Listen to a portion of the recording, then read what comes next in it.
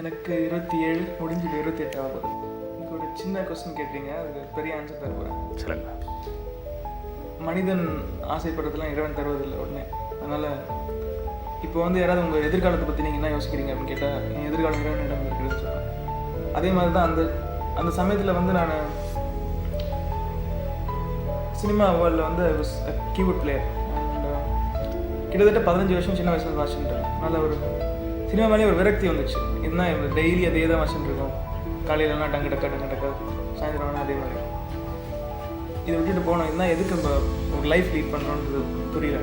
அந்த டைமில் அதிக மாதிரி ரிலீஜியஸ் கடவுள் பக்தி தான் ஆயிடுச்சு. அதனால் நம்ம வந்து ஒன்றும் நினைக்க தேவையில்லை. நமக்கு என்ன நல்லது சொல்லிட்டு இறைவனுக்கு தெரியும், அவன் கொடுப்பான்னு சொல்லிட்டு அப்போதுலேருந்து டிசைட் பண்ணிட்டேன். அதுலேருந்து is giving me lot of success.